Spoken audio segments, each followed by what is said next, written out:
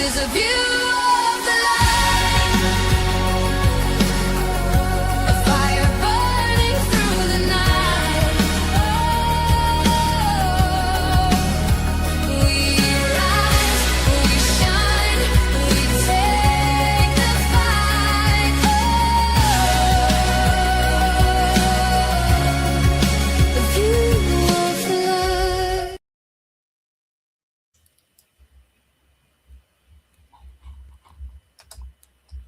Hi there. Oh, sorry. And there I thought I had Almost it. back. There we Yeah. are. Yay! Hello, one and all, and welcome to another adventure on Spirit Sessions, a View of the Light. And the adventure has already started, as you see. So trying to get this lit as we settle in here. Yerba There we Sante, go. Sante coming at you. I usually do a whole pre-show little thing. So this is just, a little extra clearance for everyone. We are right in the middle of a wonderful time between Earth Day and Mother's Day and a little beyond, where it's a beautiful time of the divine feminine, I feel. And we've been celebrating that. And there's more to come through when I say divine feminine, divine masculine, inner child, all kinds of things come through. And it's really, really exciting. We've had part one was Carolani and let me go up to Amber. the title. Yeah, I had the title for Carolani. Oh yeah, I wrote it really small. She was talking about your creative expression and showing how sometimes that we could still bring it back, definitely, even if it's been suppressed. And this is what the time is for. And then we've had Dr. Amber Milliha-Wolf sharing with us, like from her upcoming book, that we are the next Lemuria out here. And today the excitement continues because we have none other than Lightstar. And we are pre-recording this, but we'll be there with you. And Lightstar is world-renowned multidimensional visionary. She's a frequency architect. Okay, this is amazing stuff. And she is the creator of the magical dimensions and the celestial frequency decks, and so much more. I mean, you've got to go to our website, and all that's in the links. But welcome, Lightstar, welcome. Welcome to me and to you and to all of us. I'm so happy to be here. I just love these ladies. They are so precious. I know everybody does. And so I'm just really honored. Thank you for having me. Really, truly. Yeah, so how you been then? Let's catch up since last time. Well, that's been years. There's a lot. You've got a lot of products and stuff. There's a lot that's happened. Yes, I have been, it's interesting. There's been, a span of time in there where, there was like a lot of changes, a lot of shifting, a lot of moving, and we had to move out of the place we were in. And, there was like a lot of turmoil going on with just trying to find a place, and all that stuff was happening.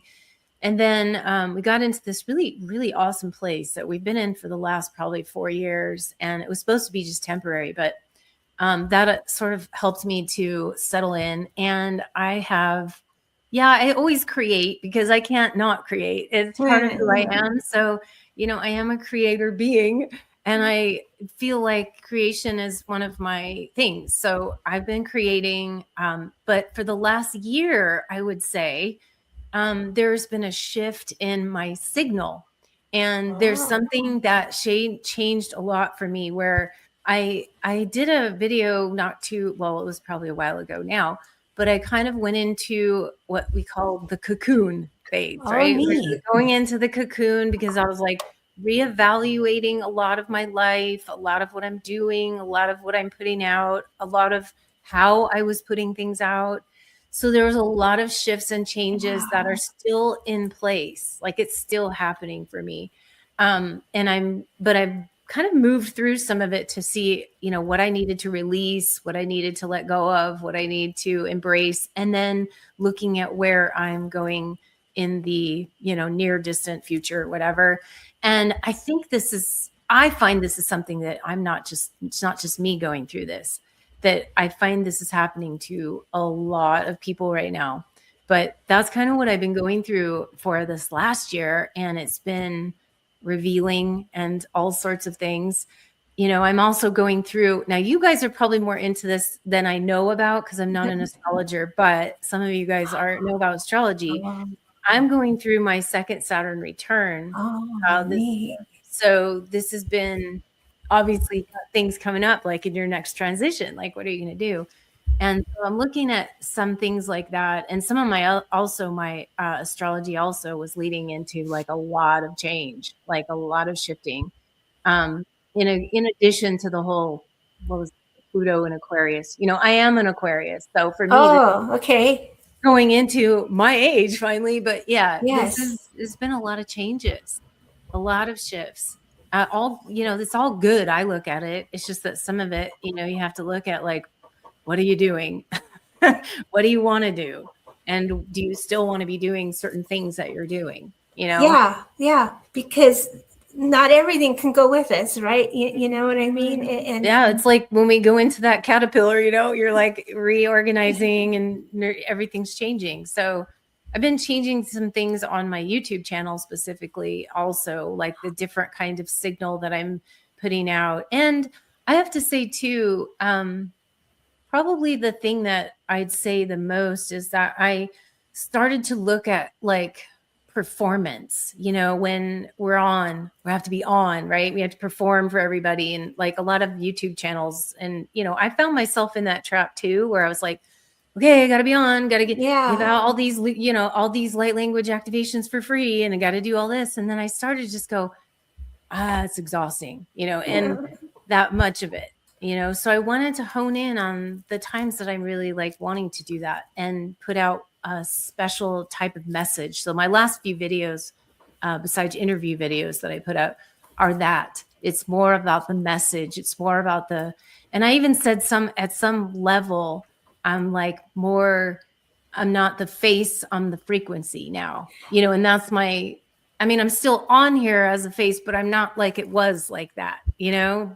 It's coming through you. It's a different kind of broadcast. It's a different kind of energy frequency that I'm just shifting into. And I am actually kind of like it. So that's why I had a big block of time where I didn't do any videos. I was just like, I need to take a break, you know, from that. It's just tiring. You guys know, like doing these things. So it's a new way of doing things now, new energy, you know. New energy. It is really changed. There's a lot of underlying things that are changing, and I feel that's weaving into all of us really in our own unique ways. So that's kind of what's been going on. I love that. I mean, we're always building towards something, right? And all those past experiences build towards a change. You just don't keep building. You change and build. And you have to. I think if you're listening and tuning into what's really happening, but sometimes when you're like almost forced to do it, where things get stripped away, things are not working out, things just hit walls, and you're kind of like, okay, well, what is it that I need to shift and change and release and let go of that I've been holding on to, or that I'm still doing that isn't really me? I mean, it's me. It's not that it wasn't me. I'm never fake. You know, I don't ever be fake. I'm always authentic and me. But there was a sense of like, I have to. It was almost like obligation, you know, and the sense of obligation that I wanted to, I'm very responsible. So I don't need to have like extra, you know, obligations. But I feel like I had to drop some of that. It was like dropping the trail of, you know, what has been. And probably some of that dovetails into probably the topic of what we're talking about anyways today, is just, you know, is releasing what no longer serves and knowing when to do that and when to move forward. But if you wait, like sometimes you just don't let go, you know, I don't even say the universe, but it's like your whole energy reorganizes itself and you can no longer go back to the things that you used to do. I don't know if you guys ever noticed that, but you know, when you're making these changes, you tend to go a little bit and then you go, oh, well, I want to go back to that because it's familiar and it's comfortable and you want to go back there. And I keep doing that. And then it's just, but then it never works. Or then I have what's that saying? You can never go home again? You can't because you've changed. I mean, you can, but you will face a lot of friction if you keep hitting your head against the wall there, and until you say, I can no longer do that anyway, you know, anymore. I have to do it differently. Yeah. And that's kind of the big shift that's been happening in I'd say in my life. And it's causing a good thing because it's causing me to look at what are the new products and services that I want to provide for people in the Yeah. future. And that's changing as well. And we'll talk about one of the things that's changing, you know, with that, or I finished it. So I was trying to finish it before this and I did. So I can share it later. But that's kind of the shift is really about changing and shifting and not being stuck, you know, not feeling stuck, but just knowing that it's a movement, it's a momentum forward, and everyone is going to have their own, you know, at their own pace. But the more people I talk to right now, the more I see it happening with everyone on some level. And some people are getting it in different areas of their life. Some is career, some is health, some is, you know, relationships, you know, some is like family stuff or whatnot. Like it's happening with or geographical moves, you know, people like feeling like don't want to be here anymore, you know? And so there's a lot happening with the world, you know, and I think some of that is also coming into our own consciousness. So the collective, you know, the collective field is actually affecting all of us too. That is making us feel a little bit restless. And yet we also feel like, well, one of the videos I first put out, which was a new kind of topic or whatever, it was called identity vertigo. Because I feel like everybody was going through this. You know, what am I doing and where am I? And it's like that, whoa, like whirlwind. So I called it identity vertigo. And it's kind of interesting. It makes sense. And then the second one that I did in that, it's like 3 different ones that I'm doing. There's 4, but I haven't done the 4th one yet. But it was identity vertigo. The second one was the great mission blackout. Okay. That's when you feel like your mission just went dark and you're like, what the hell, you know, and you have another mission now. Like, why is it just nothing, like just static? And so I kind of explained that. And then the third one was heart-mind dyslexia, where we have the heart and the mind like conflicting and going through stuff. And so and then the 4th one I'm coming out with, so I won't share that yet because I haven't done it yet. But I have these movements of energy flow that I see happening. And that's kind of the new thing that I wanted to share that. But there are also light languages in them. Like I'm still doing the light language activation, but it's embedded into those messages because I want to share more about what's collectively happening right now. And that's kind of where I'm doing by more way of a frequency message, you know, and that's kind of the new, one of the new ways. So that brings us right to, I have 3 questions, not all at once, okay, just within the conversation, but about the topic, and you're talking about the collective and all the things. So the first question, when you think of unleashing the voice of the divine feminine, what comes up for you and how has this shaped your work, which, you know, you were sharing with us a lot? Yeah. Would I feel though that this is what I feel about the divine feminine in terms of that is that it's really more about us resonating higher and us resonating clearer or more clear, whichever is actually correct. I don't know, but it's about resonating that clearer signal because I feel like for a long time we've been sort of just throwing stuff out there, you know, like bing, bing, bing, bing, like that. And now it's about the steadying and the clear signal that we now can clear some of the distortions out of the way. And now we're kind of doing that. So it's really about, for me, I see it's more sovereign intelligence. Okay.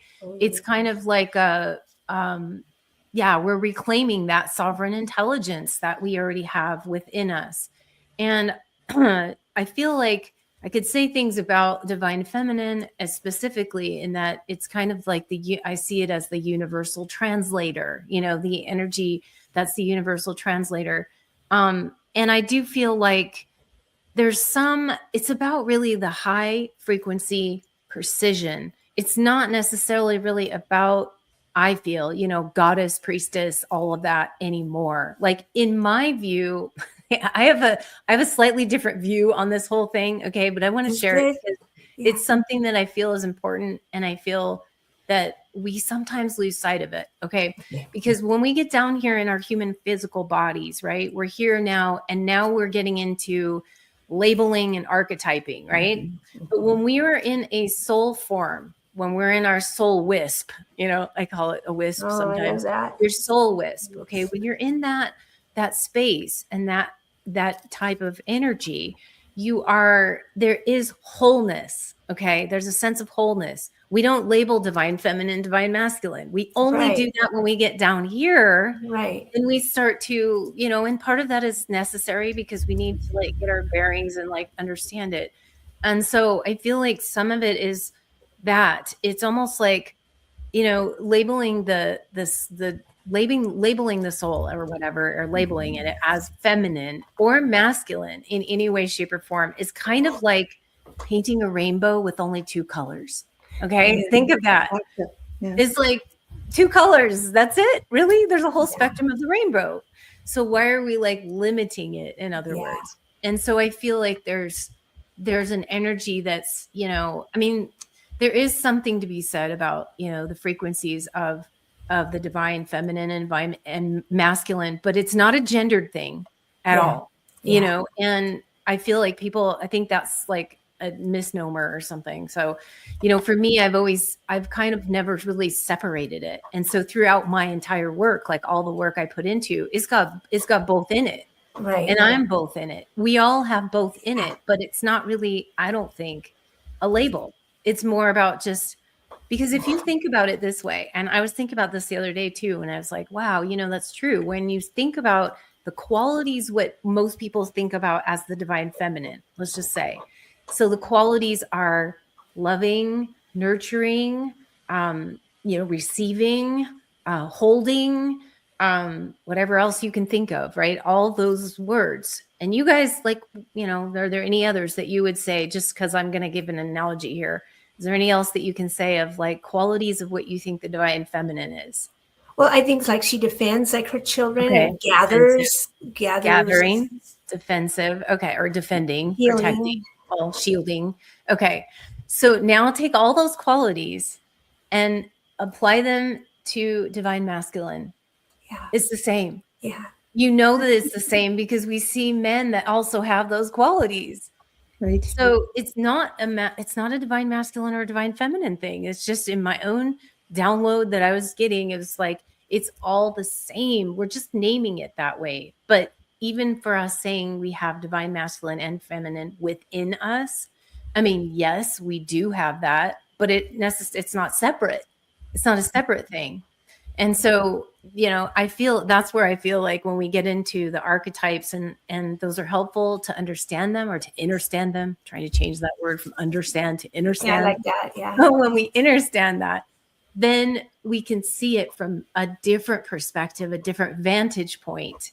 And then, and I guess that's where I feel we're also going with it too, is that for a while we really had to do some labeling and really kind of get that feeling of what does that mean to be in your feminine voice? What does that mean to actually, speak it and say it and use your voice, the voice energies. Yeah. And I think that was true for us to get that out. We had to start speaking and voicing, from our cultural and past, of what we've seen, how it's been suppressed. Okay. But it's not necessarily the divine feminine that's been suppressed. I would counter that and say it's the frequency energy of that's been suppressed. Okay. And then the female genders have just been the one that's been experiencing it. All right. That makes sense. You know what I'm saying? Like it's the overall frequency. That whole energy. Yeah. The whole energy that was love, caring, kindness, intuitive. Okay. Intuitive, which is also men have that too. So why are we saying it's just feminine? No, because men are loving, men hold space, men are like able to, receive and all of that too. So it's really the whole thing. The energy that was suppressed didn't matter if it was feminine or masculine. It's just the whole energy has been being just suppressed by an over dominating, I guess if you want to call it masculine, but it was just an over dominating of that wholeness and that unity field that has been trying to distort the unity field, really. So I'm looking at it from a totally different vantage point. And this is not by any means saying that no one should be into the divine feminine or the divine masculine, because no, I mean, there's things that you go through with that to learn Yeah. and to grow. It's an evolution.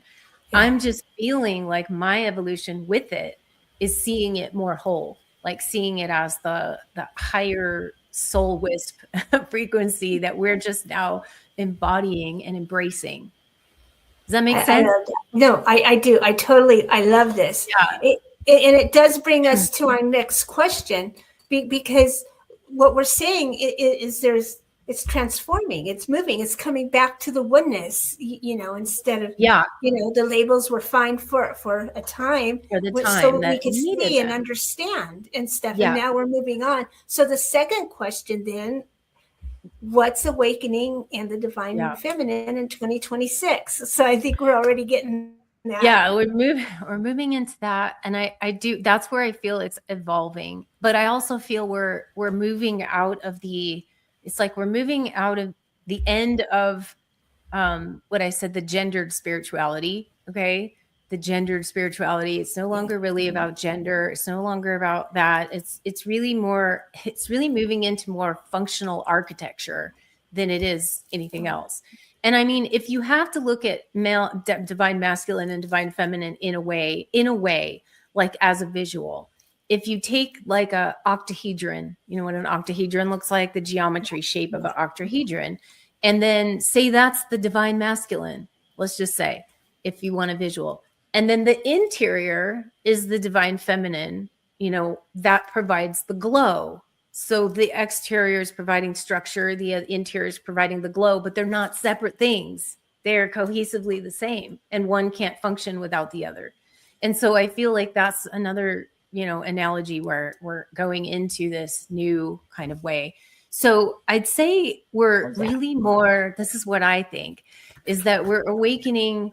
I'm in the priestess position here. I don't know. I don't even really consider myself as priestess, but if I'm in this position where I feel it's moving more into the architectural priestess, more than it's like moving into architects of light, and not so much as like goddess priestess, necessarily.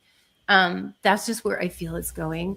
The other thing I feel is that I feel people are getting, it's like the end of performative spirituality, which is what I was talking about earlier, where there's this feeling of that we have to perform, and even think about it in feminine, roles, if you want to, where the mother, feeling like she has to perform, for everything and everyone. She's to be there for everybody and everyone. And that's just burnout, right? We've just learned that doesn't work, even in that mother phase. Like, it's just like, that is just going to burn you out like crazy. So you can't be there for everybody and everyone, like all the time. You have to, obviously take care of yourself and not overperform in your, whatever your role is, so that's just one thing. But it's really about stop trying to fix our feminine side like it's broken. You know what I mean? I feel like we've done a lot of that, looking at it like it's broken and we have to fix it. Whereas if we're going into the future stance of that, it's not broken. We're not broken. We never were. All we're doing is like inhabiting our own architecture that we were, and that we may have been suppressed. That energy may have been suppressed, or trying to on the planet tamp down, not to let it fully express. The energy of, and again, masculine and feminine, although the energy was suppression, even in the masculine, if you want to say masculine, that love, that intuitive way, right? Like, they were never allowed to have their intuition. They're never allowed to have their caring side or any of that stuff come out. So all of that stuff has been suppressed. And then during times of war, what is it? It's usually the men, and they have to turn off all their feelings. Yeah, they have to shut off all their, just go out there, leave their family. It's like, and then that passes down to generations. And these roles have just been so distorted. And I feel like that's where it's just a lot of distortion. I'm not saying there's nothing, I'm not putting it down in terms of like, like females come in with, we have a womb. Well, men don't. So there's obviously a difference there, right? We carry that creative energy, and to be able to, give birth, and to give birth to a lot of things. So there are different, we have physical structures that are different, right? We're not generally as strong, in terms of masculine and the physiology. So there are some shifts but that's gender stuff. That's gender stuff. It's a different thing when we're talking about the energies and the frequencies, like from the soul wisp part of it. It's not the same thing as the gender. So, but because of the gender thing, we have had the suppression, and we have had the things that we have all had to deal with, masculine and feminine. So I feel like that's in play. Okay. Another thing, there's a lot of things, and this is not just 2026, by the way. I feel this is like going past that. It's not like in 1 year, all this stuff's going to happen. I see it as like a progression, over a span, maybe it's a few years, maybe it's like, as people start to come into this new way of thinking of it, and coming out of more like the wounded, feminine energy, and into a whole different way of looking at it. So there's a lot of things. Yeah, it's not so much the wounded feminine, but it's more about the embodiment of the sovereign, and regardless of what gender and energy it is. And it's even when we say this, it's almost like we're stepping into radical presence. That's another way I want to put it. Radical presence, regardless if you're male or female. We're going into this like place where we need to stand in our sovereignty really strongly of who we are, why we're here, how we treat other people, how we treat beings on the planet, how we treat the planet itself, how we treat our children, how do we treat our parents, all sorts of things, despite all of the shit that you had to deal with when you were in, your parents, and you had to get through that stuff, like all this, the parental stuff. If you strip all of that away, a lot of times people are like, you have to look at it from the higher, that they don't know any different, they're going through their own, ancestral crap, the same as everybody has to go through. Doesn't diminish it, but it's just, at some point, you have to drop the story once you've cleared, and gone through your stuff. You can't carry that stuff for years and years and years and years and years. You can't use it as an excuse anymore. No more excuse. Once you've dealt with it, you deal with it, and you leave those suitcases on the platform and walk on the drain. I think our generation was a little bit more into the like wounded thing where you just circle around in it and you just keep stewing in it and you keep going over and over and over.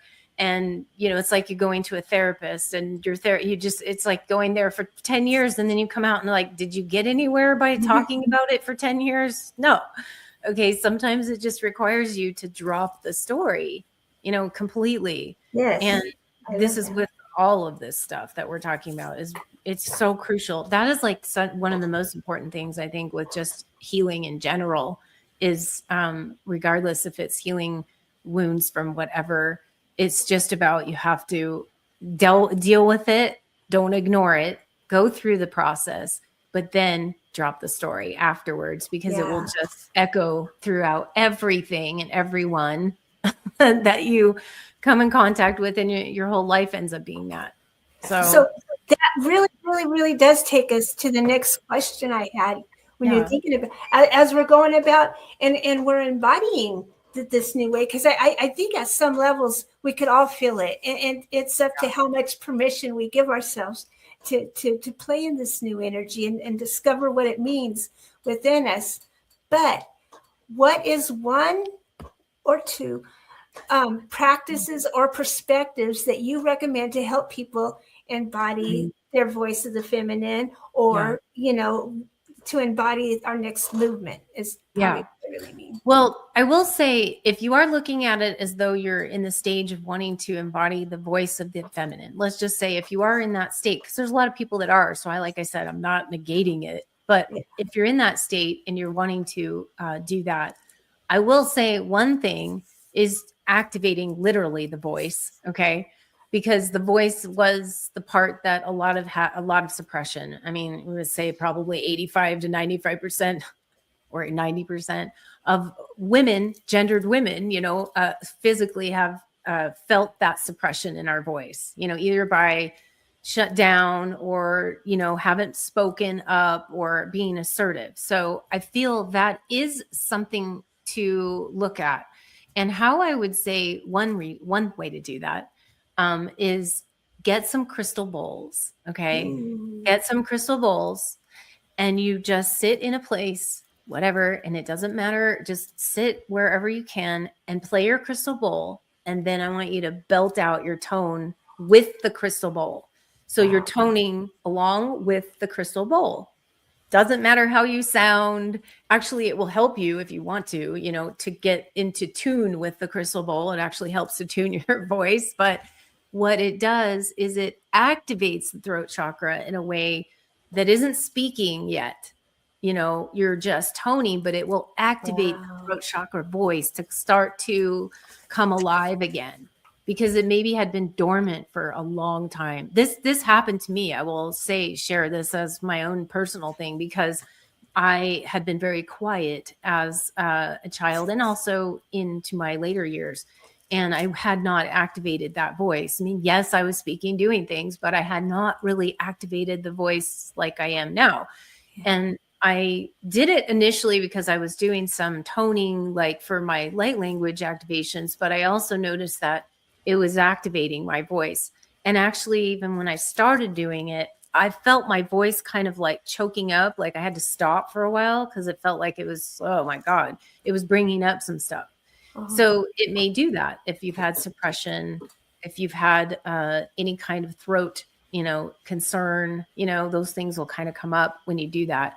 But if you do that, it starts to open the voice. So I think that's one of the things that you can do. The other thing I would suggest is, this is just me, okay? Because this is how I am, but humor, okay? Yes. The high frequency spark of humor is the way to get through pretty much everything. And I live my life like that. I try to, because whenever I get into that place of like, oh my gosh, how do I do this or whatever, I have to get something to like laugh out loud, literally, to make myself like literally, again, voice, but laughing and making a joke out of everything, not in a bad way, Yeah. but like making light of it. So it's really important. And it's almost like, giving yourself that levity in life is going to allow you to see your issues and everything else from a totally different perspective. So I think that's important. And then another thing too is to do what I call this signal integrity audit. Okay. So you want to audit yourself, meaning every time you are about to make some decision or something is like you're feeling suppressed or you're feeling something, you stop and do an audit and you just say, is this we call it logic loops. Like, am I in a logic loop where I'm in this 3D kind of like logic thing going up, like this, like logic loop. Or am I really like reflecting about what's going on at the heart, here of it? Or am I coming from that place? Am I coming from my, true heart space? Am I coming from that place? Or am I just coming from up here? Even with the divine feminine stuff, it's still the same. Sometimes you're coming from this place, and you have to be coming from the soul place, instead of that. So I think doing an audit, and you can do that really quickly, like really quick, like stop yourself whenever you see yourself going into that sort of distortion or I don't know, or confusion or the identity vertigo we're talking about. You just stop and say, where's my signal? Okay. What am I emanating? Am I in that 3D logic loop? Am I in my head, going on it? Or is it something else? Am I in that warmth, place where I'm coming from that? So, and you shift into that place immediately if you're not, obviously. So that's really helpful. And two, I think I'd also say when you're making decisions, you have to actually say what makes you feel thin or pixelated in the world. And then what makes you feel a little scared to move into because it's new and it's not, it's not different. So when you're making those decisions, you almost say, it's like you're the ultimate embodied yes. When you make this decision, you make it with full embodiment you make your ultimate body yes, and get used to shifting into those types of decision-making processes will also empower you and make you feel a stronger in resonating in those decisions. Sometimes when we make the decisions and we're kind of like wispy with it, we're like, Okay. Right. and I know sometimes we have to do that for a while, but ultimately, the more you get into full embodied yes or full embodied no, depending on what it is, then that also strengthens, I feel, within the wholeness of the divine masculine and the divine feminine together, but also the divine females out there who feel that, literally disempowerment or wishy-washiness, as we hear. So it's about, that frequency integrity, and then just looking at it from making a choice and not being wishy-washy. That doesn't really get you too many places when you do that. It takes too much energy. It's very stressful too to have to go through that, because you're carrying both energies at that point. You have to release one. It is analogous to like if you're holding on to a cliff on one side on your hand, and then your feet are like hanging on to the other side of the cliff and you're stretched out in the middle. You got to release one side or the other. Otherwise, you can't sustain that. So one side's going to have to go. You're going to have to say yes or no, And so those are some things that I would recommend, I feel, for people to embody and get into the energy field of. Yeah. Those are beautiful, beautiful points. I love them all. Yeah. You brought so many through. 1, 2, 3, 4. So yeah, thank you. Thank you. Well, there's much more than that, but I mean, those are know. just some things that I can say to do that. It's just to here we are older, and it's kind of neat to me how we can look back like, okay, I was born in the 60s and everything was still black and white. No, it was just beginning to start to get color. And look at the way we were treated as children, the way we were treated as kids, and then looking my school years and the cartoons compared to the school years of my children. And then now there's the grandchildren, and looking at how all of this has gone all along. And it's beautiful. It's sad to see some of it, but a lot of it's really beautiful. How the point you were making, how each generation is not professionally trained to raise the next one. Really, we're all still going through our things and doing our best. And in that's a rich field for growth and all kinds of things, when you I always say, you know what, if you look at it as though you spend, 40 years of your life getting kind of like messed up from your childhood or whatever, and then you spend the next 40 years unraveling it all.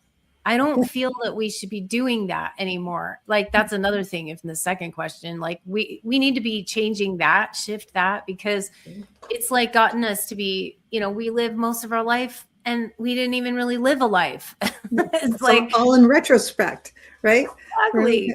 Yeah. And that's a great place to live it from, because everything we could change, but it's not real. So yeah, we have to move out of that space of us having to spend so much time with our processes. I think maybe the younger generations may have an easier time of that, coming in and not spending as much time. I mean, it's not like you're cutting corners. And if you are, then that's not a good thing either, because you kind of have to go through it. But I mean, if you are going to cut corners, but I feel like all of us have to go through stuff to some extent. It's just that we have to shorten the gap of time in between those to make it so that we are not spending our whole entire span of our life here on planet Earth, in turmoil and trauma. Trying to undo the first 15 or 20 years, Yeah. It's not what we came here for, really. I mean, we came here for some lessons, yes, but I think our lessons, when we say like, what did we come here for? Our lessons, we kind of misinterpreted like what our actual lessons are supposed to be like, or we took it too seriously, and not enough of the learn the lesson and move on, but enjoy life in the same time, and then go through it fluidly. Like we did, again, come from that generation that when we're in that space of healing, it has to be hard, right? That's why I said the thing that was ending was the frequency fatigue, of just having to go through all this, dredging it out. And instead of us doing it more on a level of not that it has to be so hard, so difficult, so challenging. And that's where I feel the shift is also happening, where things could be easier, more fluid, more flowing. And you could include, more fun. You could have your healing be actually a fun experience rather than not. And I know that's not saying it like if you have a physical ailment and you're like, oh, that's not fun, right? You're dealing with stuff. Right. Yeah. But even with that, if you really look at what a physical ailment is, it's the accumulation of all of the different thought processes and emotions that were going on for years prior to the onset of that particular issue. And so once you actually realize that, then it's a little easier to kind of clear some of that stuff out because you can see where you've been. But neither here nor there. It is a process we all have to go through, but we don't have to spend eternity or a lifetime, doing all of this where it's so hard and so challenging and so difficult. That's where the humor comes in. That's where the lightness comes in. That's where the fun comes in. That's where the fairy energy comes in. Yes. The sparkles. We need the sparkles, right? We need the fairies throwing their fairy dust all over our issues, right? Like just imagine a little fairy going bing, with just like her little fairy dust. And that can make everything a lot lighter. And in and of itself, that ends up healing. So, yeah. So it's our perceptions of what we're going through that really seem to be more wounding than anything kind of. Yeah, if we can shift that from our healing doesn't have to be so hard. Yeah. And our healing is actually a process to expand us into a greater place within ourselves. Because how many times everybody out there who has done any healing, how many times you've been out there doing your healing and when you look back and you go, wow, I grew so much from that. So if you can look at that, then it's going to be a growth thing. You just know. I think those of us that have gone through enough of the healing phases, you get to a point where you're like, I get it. I know it's going to be a better thing. If you're going through it for the very first time, maybe you don't have that perspective, but we're all telling you, yes, that does happen.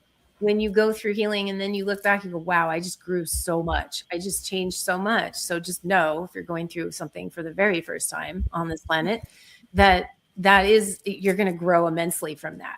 And just that's what we're here to tell you. Yeah. Hear that one. Hear that one. It's true.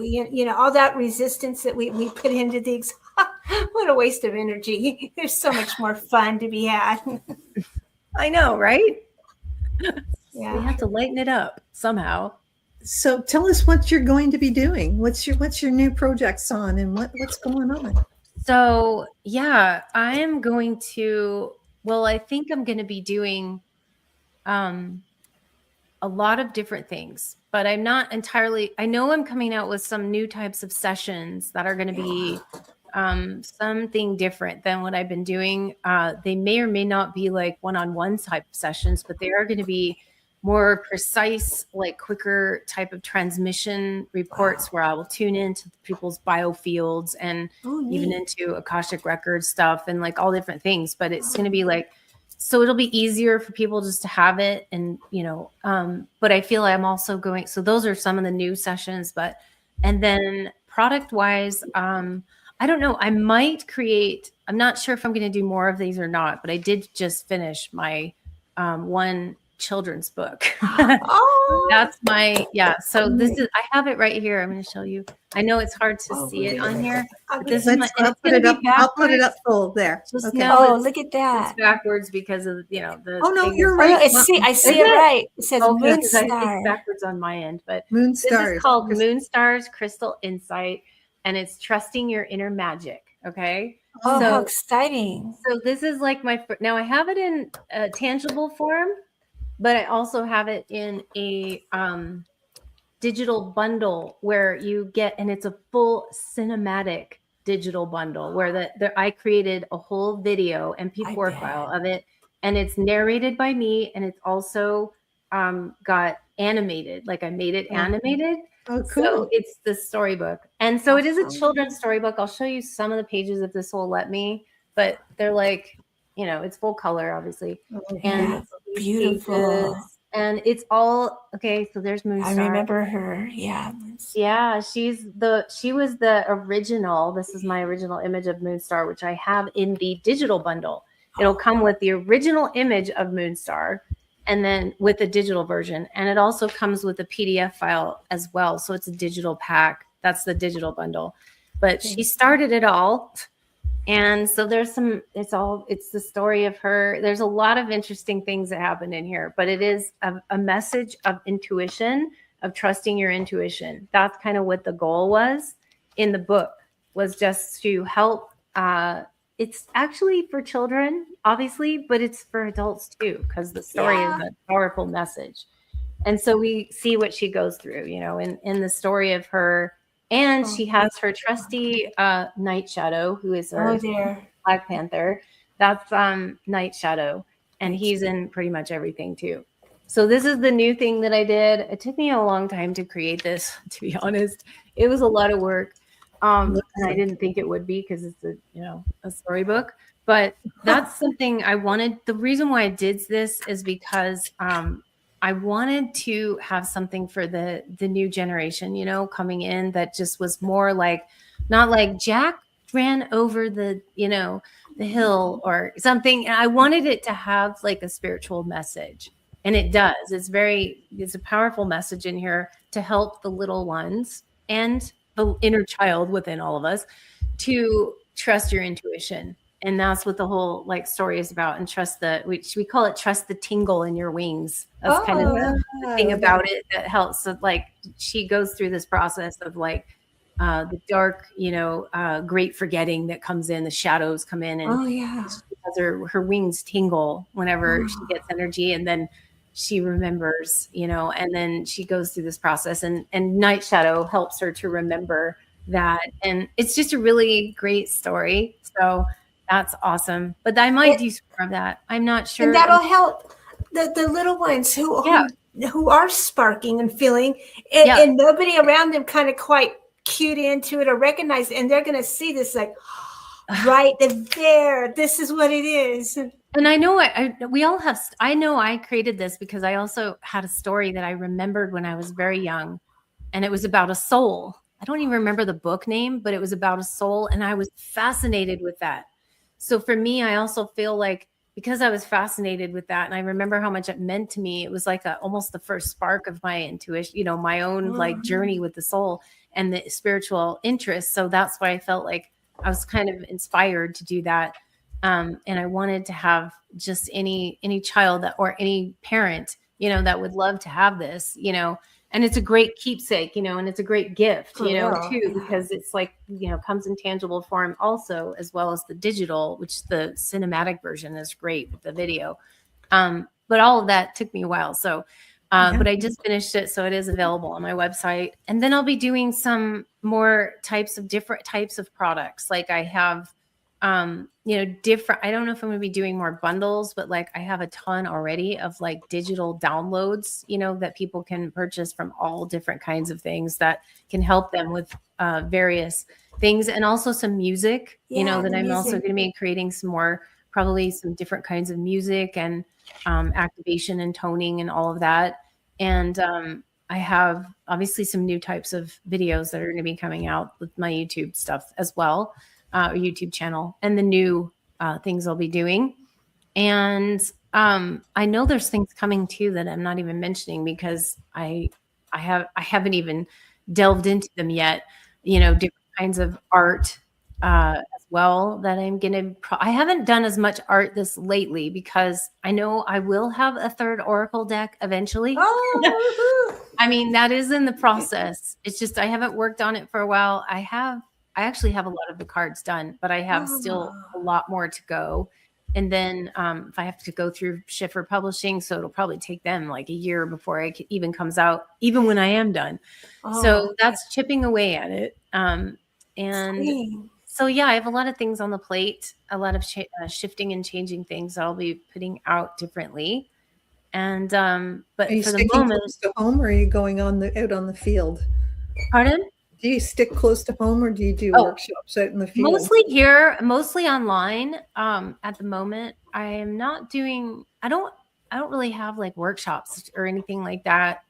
Most of the stuff I do is online, and but you know, there's a lot of you know, different types of things like this that I end up doing depending on, you know, what it is. Those are always kind of there. Or not sometimes. I took a year where it didn't have any. So, you know, there's times where there's none, and then there's times where there's 5. Like I have, you know, several of them actually on the same weekend as this thing is happening. There's another one I'm doing that same weekend, that both Saturday and Sunday. So it's like I'll just crammed into one weekend. So there's a lot of different things that I'm going to be doing, but I am still in that. I'm kind of still in the cocoon, but not really. I'm like sort of in that phase where I'm coming out of it, you know, where I'm not fully ready like yet, but I'm You're hanging on the cocoon and just hanging there. Drying like the one of my Drying your wings wings. is like poking out, you know, from still inside of the cocoon, you know, is kind of how it is. And so there's a lot of things I'll be doing in that way, but things more to come, right? So yeah, should I do light language? Do we have time? We do. We'd love you. Okay. Yeah, because I really wanted to do that. I mean, not for performance sake, but just because I felt like, you know, I felt that was important to do, you know, on here as well, to give people some. And for those of you guys that don't know what light language is, now most people probably do by now, but if you don't know what it is, it's an energy frequency language. So it's not really to be addressed from your logical mind. You got to put the mind off to the side and then just allow the actual energies to come in. It's like a language of the soul, if you can think of it that way. Whatever comes for you. If you get words from it, great, like interpretations, but you don't have to worry about trying to figure out what it's meaning. It's really more of something, feeling it in your embodied state will be the best way, and just tuning in. But what I feel wants to come forth is like, since we're talking about all of this, like the you know, divine feminine, but the divine wholeness. Okay, I'm just gonna be calling it divine wholeness now. Okay, it just came up right now. Okay, so this is the divine wholeness activation too. So we're not really talking about gender. We're not really talking about specific for divine feminine, goddess, priestess, you know, maiden, crone, or elder, or whatever you want to call it, Chronos. That's what I'm calling. But if we call it, you know, whatever we want to call it, is for everyone. It doesn't really matter. And so, but it is to maybe it's more about tuning into that kind of wholeness, where if you're not in that state of wholeness and it's still in that state of like where your identification, you know, and you're labeling and not really sure what that means for you, then just drop all of that just for a minute. You can pick it up when we come back. It's fine. But just for now, just get into divinity, right? Full on divinity. I don't know what's going to come forth. I don't prepare these things. Okay. So when I do light language on here, it's just whatever. So it might go in from one to the other, just depending on what's coming through. But that's what I'm tuning into right now for everyone that's on here, as a, don't even look at it as like a healing. It's really more of a frequency encodement that's coming your way, like a little packet, you know, little frequency packet. So with everybody, just close your eyes and tune in to your own soul, your own energy field within yourself, within your body. Just take a nice couple of deep breaths within, inhaling through the nose and then slowly exhaling out and breathing out all the stress and all the tension, all the to-do lists, everything you feel you have to do or haven't done. Just let it dissipate, and being present as you breathe in and breathe out, and being very present in your body right now, being in receptive mode. And just let's see what comes through here.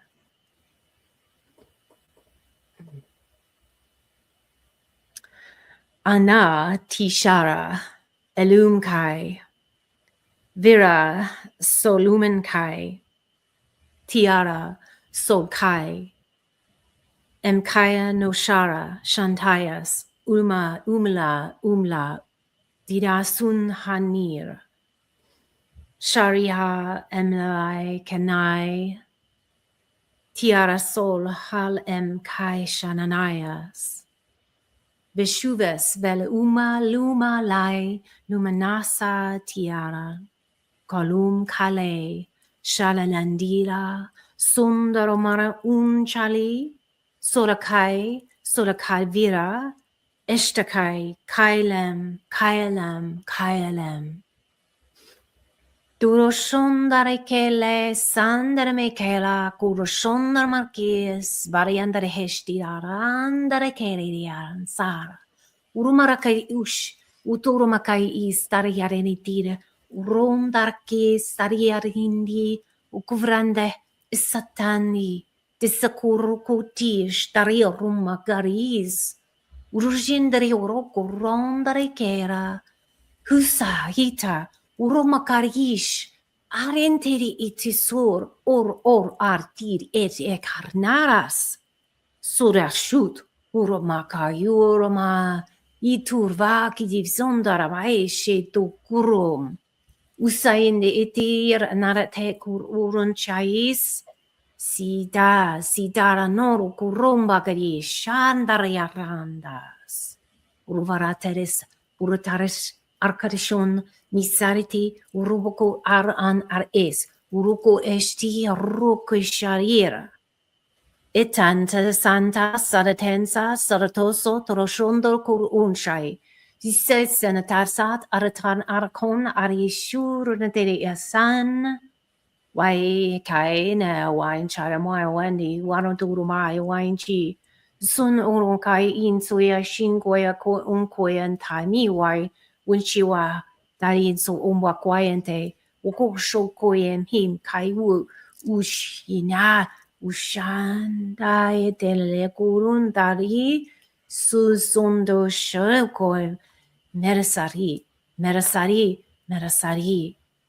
miyashuru ufashi shani kariatoro koshon mirurko Orosharir anar ala shira nari karimas. Undura sharuru far anidi kar iratas. Sigidinias ukrishen akademiter hakadias ukvrandi ki karir hanti sukugusha ku karik. Sariandi hidromari shito kuruto. Uraran tarsa vimonatari hishoko.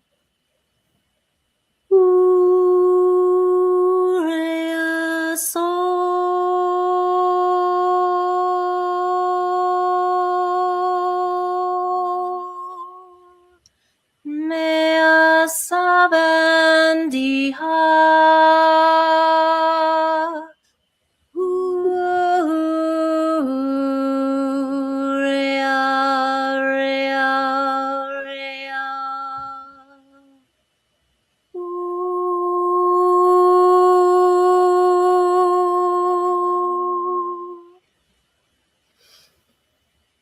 Everybody breathe in and just feel the energies and the frequencies coming into your body, soaking in, allowing the frequencies to do what they want to within your body, within your field, bringing yourself into full coherence at this time.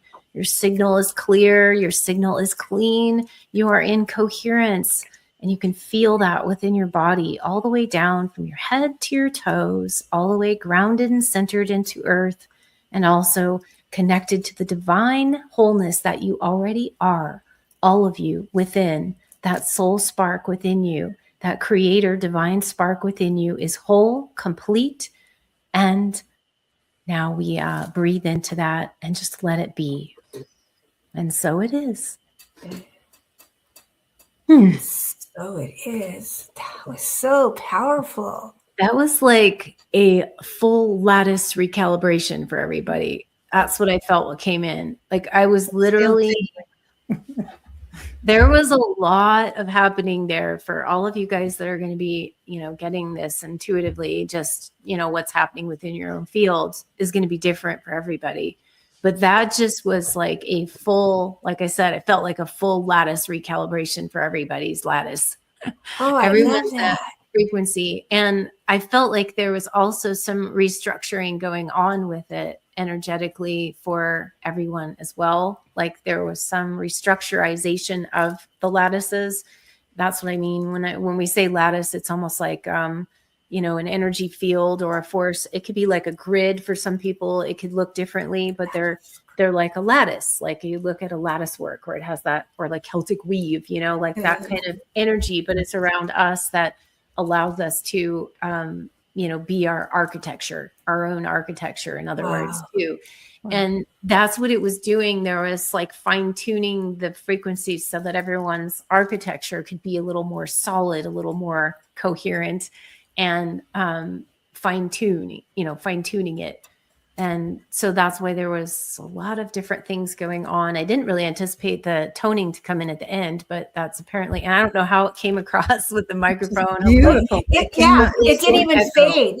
It was Okay. perfect. Sometimes It- it echoes off of whatever. No, it was like, it So- just seamless. It was beautiful. It was like, well, really, that's the angelic realms usually that want to come through. A little bit of Andromedan in that angelic. I know it sounds weird, but there was angelic and then some Andromedan in those toning. But it was really coming in at the end to really clear and make that coherent, almost like a crystalline type of signal that would come in and just drop in for everybody to, you know, have it, you know, be in their bodies, you know, and feel it. I think people sometimes feel more the tones than they do the light language. But there was many different languages going in there because it was like a weave. It was like a galactic weave of seemed like various there were languages. different phrases and different. I would say there was Arcturian. I felt coming in, especially when I was doing some of the when they were doing some kind of like lattice reweaving. That was feeling like it was Arcturian energy.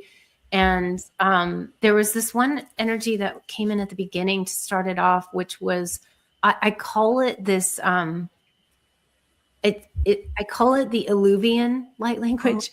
I don't really have another way to say it, but that's just kind of like where it feels like it is. It's like it was coming in like that at the very beginning part was kind of Illuvian. And then it sort of rolled into some of the others and some of the other frequencies. Little bit of Lyran in there as well that I was feeling came in as well. And so there was a lot of galactic frequencies coming in along with angelic today. You know, that's kind of like, I guess I can't wait to re-listen to it again. And yeah, our listeners can listen to it again on the podcast and when they're able to totally concentrate. So just skip ahead. Listen to it again. With my light languages, I don't usually do long in terms of like sitting there for half hour doing light language like some people do on videos that I see, you know, doing light language, because I feel like that's just oversaturation. It's like mine are like little packets that are potent, you know, so I don't need to give much, and I don't really want to, because that overwhelms people, you know, in their systems. You know, our bodies can handle a lot, but sometimes you got to do it in little packets so that it can sink in, you know, rather than like a long half hour. Right. That's just overkill. But I feel like that's just me, you know. I mean, I've always been that way, even from the very beginning, doing light languages on my YouTube channel all the way. So I still have like over 200 activations on there, which you can also watch on YouTube. But it was like, I've always kind of done them in like, I speak about the topic and then I do a brief, because they are little packets, you know, rather than the whole thing. It's more of a, you know, frequency anchor. You know, these are anchors now. I mean, maybe they were more like, that's another shift, you know, where it's like, it was like frequency awakenings and stuff, but now it's like frequency anchors, because my message is shifting. Where this goes into what we were talking about before, is how I'm shifting, is that really my message is shifting to the signal and how we have to be really conscious of our signal and have it be clean and clear.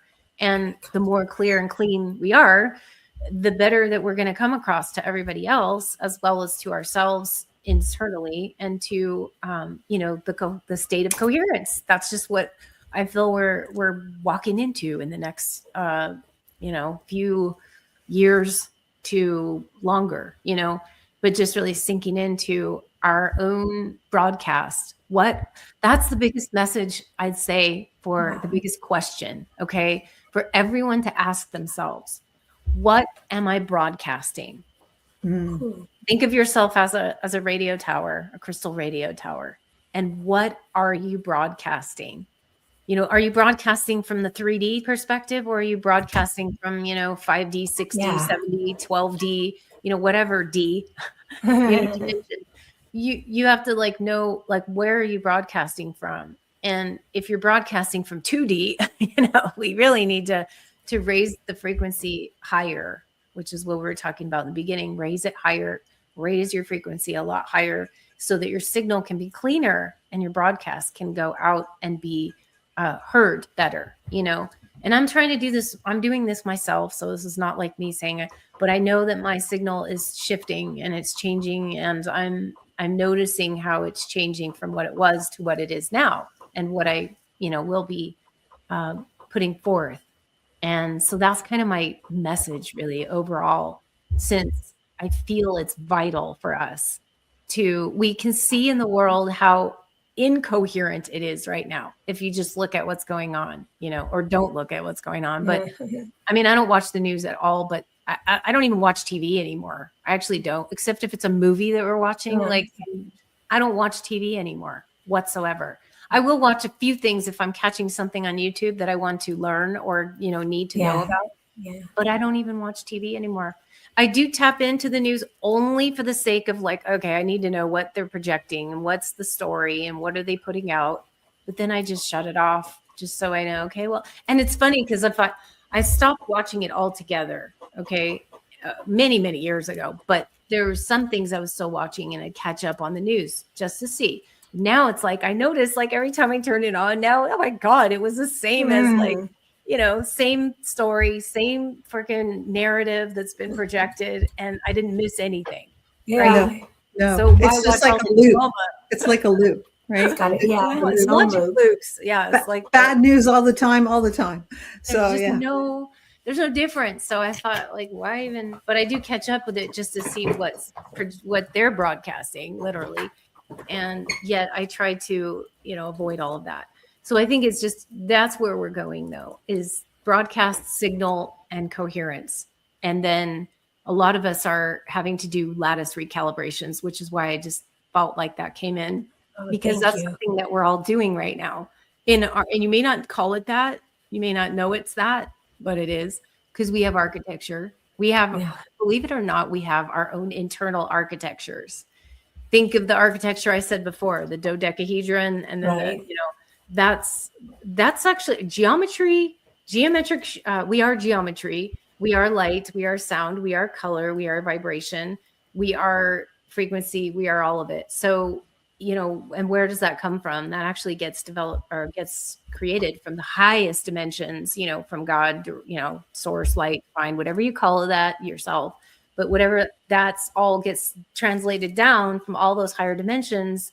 It starts with the sound, it starts with the color, the vibration, the geometry, the shapes, the architecture, and then it finally gets into us.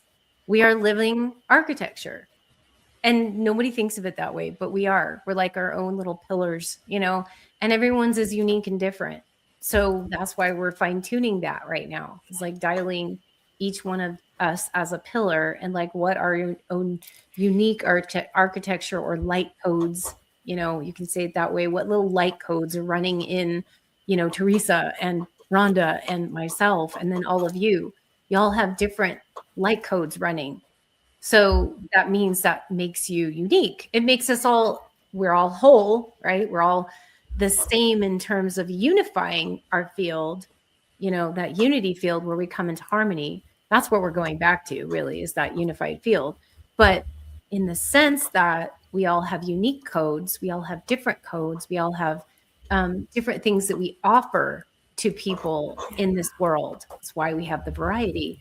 So it's super important to know what your frequency codes are, though, because otherwise you're just stumbling and bumbling around in this life trying to get by, but not really knowing how to, project yourself or how to manifest what you need, or, those kind of things, because you're not using your own gifts to the highest expansion and potential that you are to use them here. Okay.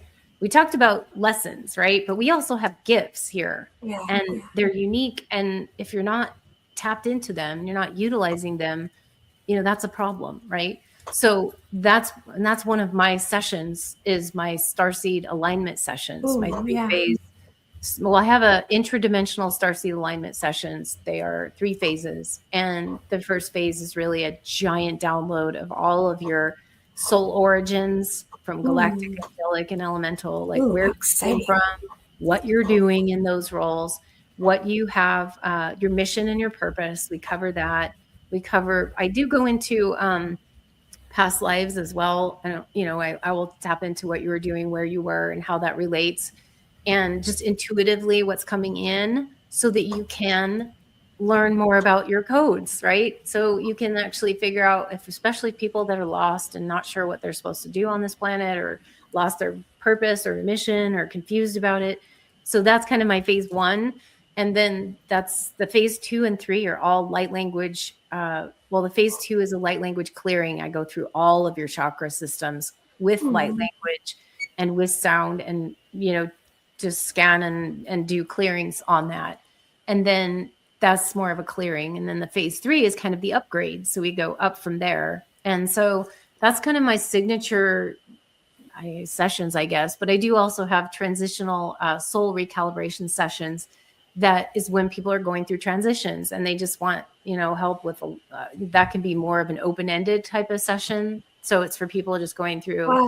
basically anything, but transitions, and we go through what's going on, what you're stuck on, and kind of move through it. So, some of my sessions are existing sessions. I already have them, and those are like very specific for that. It's almost like triage, what are you going through? Oh my God. Okay. We need to fix, we need to know what's going on. And then, and try to help you get back on a path, So there's a lot of confusion, a lot of, this identity vertigo people are going through. Those are perfect sessions for that kind of thing that I do already have. And like I said, I'll be doing some new different types of sessions that are going to be really, really great. So, I think people should definitely, follow me on, I'd say the best place is when I put out new things is going to be on social media, like either my Facebook page or my Instagram page or something like that, because you can get on my mailing list, but email is not reliable anymore. I got to tell you, it is. Oh, I got to tell you, for anyone that runs like anything on an email list, where you have an email list and you send it out, you see how many people that don't get it, because it goes into their spam box or whatever. And now all the email providers are gotten so strict on the bounces.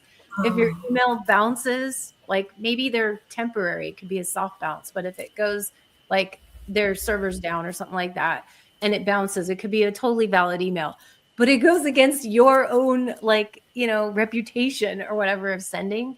So they're getting really, really strict. And so I don't know, sometimes I feel like email is a challenge, to get through to the inboxes now. So it's like you can sign up for it, but you may, for whatever reason, may not get the email about something that I send out that's like important. Better to check you out on Facebook or Instagram. Instagram, or if I do, and it's something YouTube channel, I will put out something too on there, but my community page on my YouTube channel also, I post all of those places. Now, I'm not posting every single day like people. I just can't keep up with that. That's crazy. No. So, but there's times I try to post like once a week or sometimes twice a week, depending on what's happening. And that's always the best place to find out, of what's going on. And then you have your web page as well. Go to my website. Yeah, my website, lightstarcreations.com. And you'll always find it if you go to the shop page at the top, and then it'll have a list of like, I've categorized I redid this. This is another thing I did last year. I fully redid the way that my website instead of it being like a store kind of thing. I mean, it is, but it's like, I made it into 3 pages: stabilize, decode, and then what was the other one? Stabilize, decode, and anchor, rebuild and anchor. Those are 3 separate pages. So although my main shop page has it listed out on what's on the stabilize page, what's on the decode page, and what's on, so that it's grouped into that, because I felt like that's kind of how people are, whether they need to stabilize themselves, then what do they need to decode, which is a lot of my oracle decks, my moon, crystal light book is on there, like things that are like, so that's all the decode. And then the rebuild and anchor, things like my Firefly membership, which I have. My Firefly membership is great because you guys just got to join that. It's got every month you get a light language pulse from me and an audio pulse, and you also get these sigils that I made, like seasonal, like kind of thing. Neat. It's monthly, so you get like a sigil that comes, and that's every month basically. And there's other things in there I give to, members, like special discounts and offers and everything. And then once you get into the audio, you get an RSS feed, so you can listen to the audios, with whatever you want in the RSS feed. And there's a lot of other things on there, so go check that out too. So I kind of have some things for everybody. My digital downloads, I have so many things, and music, music. I love it. Just so many things to offer as supplemental, frequency tools, really. Yeah. To help you. And my artwork, as well as also anchors. So, and also, if people want to like work with me, I also, when they're in the session, I will, recommend certain things for them, because I have so many different things that, some people are like, I don't even know what I need. So that's a good time to find out like what it is that could help you specifically, rather than just randomly trying to find something. I like to help people with dialing it in a little more that would really help them specific. Yeah, save a lot of energy there too. Yeah, it's great though. But I like having a variety of different things for people. And that's what, it's important to, I guess I didn't anticipate doing that, but I just, like I said, I'm a creator being, so I just have to keep creating. Yeah. And so wherever they're at in their journey, whatever part of it, there's something there for them. And there's something for everyone, because I have like figured out a way to do the people that have no budget whatsoever, and just like small, like $11 items, just really small, to like the middle to the higher tiers. So there is something for everyone. And my sessions are profound, and my work is, I know it shifts, it transmits and it shifts. I've seen it. I know it. I have confidence in that. And this is not like I'm trying to sell you guys on that, really. I'm just saying I've been through a lot of years of, kind of doing this, and creating, and whether or not people buy it or not, I still feel like it shifts the world. You know what I mean? Like, even if I put it out, I still feel like there's some energy beacon that still goes out there, even if nobody buys something. But I feel like it's just part of who I am, the frequency. And now it's only going to get stronger from here. Oh yeah. So Stronger, clear, everything. Isn't that wonderful? All these beautiful energies coming through. I'm so excited about all this. Thank you for what you've brought through for us today and what you've shared. I have actually got 5 pages of notes I got to decipher. That's so awesome. It's like a Lightstar University here. Yeah. You just had a lecture by Lightstar, and it's awesome. And But it's like Rhonda said, we could watch the rerun, or you know what I mean. The replay and the podcast is always there, so you can listen to it anytime as well as always on our YouTube. So we'll be up for a long time. So I thank you guys too. You guys are amazing, and I've just been so just blessed to have been on your show a couple times, because I've been on here on the past, and I really appreciate you. You guys have such amazing energy.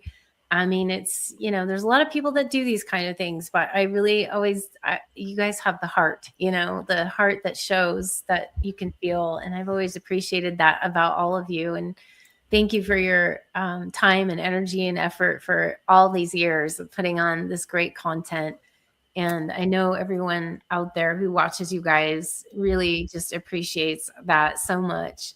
And I'm just really grateful. So thank you. Thank you. Thank you. I appreciate And happy that. Mother's Day weekend out there too for everybody. Yeah, happy Mother's Day. I'm sure you guys Mother's Day out there, all the mothers, all the moms. I would say happy Mom's Day to mine because she's not here. You know, all of us that happy are Mom's Day to all mine in even heaven. though they don't care anymore, right? They're like, I don't care. I'm not even here anymore. But you're like, happy Mom's Day. They're like, what does that mean to me anymore? You know, it's kind of funny. I like that. But still, it's really great. And thank you for everything you do for the world too. You guys have changed. And you too. That's awesome. We're all little beacons of light. Little but light bulbs. Yeah, little light. I love it. And I love how we all come together and encourage each other and how we lift each other up. Yeah. You know, in timely ways that is like, wow, that's a miracle in its own. Yeah, And I appreciate that, you know. So yeah, and I look forward to our after thing too, right? yes, I was just going to get to that. You're so intuitive. Yeah. The series continues. We got one more to go. Part 4 is Laura Hofsford, and she's bringing through the energy of the Magdalene Rose and unleashing the divine power. And she's bringing in like the divine masculine and divine feminine. I think divine prince, or I can't remember the way that came out, but that was so cool. But it doesn't even end. After Laura's episode, we're going to have a party. It says, after the voice of the divine feminine unleashed, we gather inside something sacred. And it's called the Temple of Her Voice. And if you've seen the picture yet, if not, you know, there's a link, you know, that we have here. And Olive Grove overlooks the sea, and it's the Mediterranean Sea down there. And there's rose bushes all around, a circle of souls seeking the divine feminine within, a space where conversation softens and something deeper begins. All 4 of the speakers will be there together live to share and to connect with you in real time, because you all are invited to this. And it's a space for a real connection, for real reflection. And there's a bonus. There are temple offerings. It's a collection of intentional gifts from each speaker and from us too. So join us inside the Temple of Her Voice Sunday, May 17th at 1:30 Eastern, and the link will be in there. And it's beautiful. It'll take away an experience that you'll be glad you had. Yeah, thank you for doing this, because I know you said it's something new you haven't done, and Yes. it's going to be nice to share. I think that's really important for us to kind of gather and share and just be, you know. And I can't wait, because you've seen the picture, right? The beautiful. Oh, okay. Yeah. I fell in love with it because this came right out of my heart. This is a place I go to when I meditate, and it's beautiful. I can't believe, one, that it came out like that, but number 2, we get to be inside of it. It's not just a background picture. We get to sit inside of it. And, you know, I'm going to be feeling that breeze coming off the sea. And, you know, I'm going to be all into this. So it's going to be fun. Oh my God. You know, I have to say, the brain does not know any difference when I have to tell you this, because sometimes this is something that happened when, you know, those things on YouTube that you watch, that's either the ocean or maybe there's some magical thing, you know, whatever. And I've sat in front of the beach, like just say, because we don't have a beach here, right? So I've sat in front of that thing with the ocean and just like sitting, and my body does not know the difference. I mean, yes, you can't smell the air, but if you like actually even sit there and feel like you can, you know, but there's something that it does for you, even if it's virtual, like it's like your brain just feels like it hears it and it goes, oh, ocean, you know, and like your whole body just starts to shift. That's the frequency, right? Yeah. It knows. It like knows and it remembers. So I'm looking forward to that. That's going to be nice. Thank you. Thank you. It's going to be fun. Thank you so much again. And we'll see you guys next week. Take care. Looking forward to more. Mwah. Bye. I'll put this in there. This is a view